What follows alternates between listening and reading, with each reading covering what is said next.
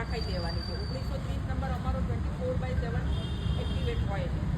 કારણ કે આ બપોરનો ટાઈમ હતો, બેંક ખુલ્લી હતી તો થઈ ગઈ કાર્યવાહી, અને આ જ વસ્તુ રાત્રે 10 વાગે થઈ હોત તો શું કરે?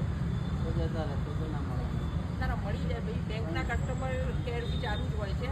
એટલે તમારે શું કરવાનું કે ઈમેલ કરતાં આવડતું હોય, તમને ના આવડતું હોય તો જેને આવડતું હોય એની જોડે તાત્કાલિક ઈમેલ કરાવી દો, બેંકના કસ્ટમર કેરમાં ફોન કરો.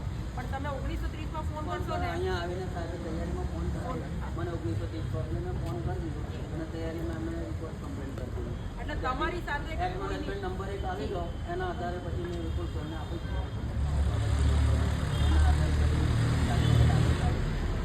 ક્રાઇમનો નિયમ છે કે સાયબર ફ્રોડ હોય કે કોઈ બી ક્રાઇમ હોય, તમે જેટલી જલ્દી એની માહિતી આપશો એટલું જલ્દી એ પકડાઈ જવાની શક્યતા સૌથી વધારે હોય.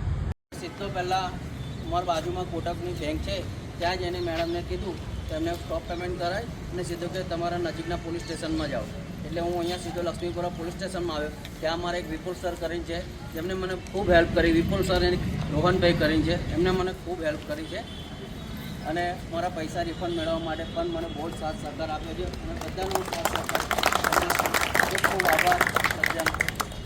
આ તો સારું હતું કે ભાઈના પૈસા જે ગયા ને એ બેન્કિંગ આર્ટ્સમાં ગયા છે, તો બેંક ચાલુ થવાનો ટાઈમ ના હોય ને એ ટાઈમમાં પૈસા જાય તો શું કરશો?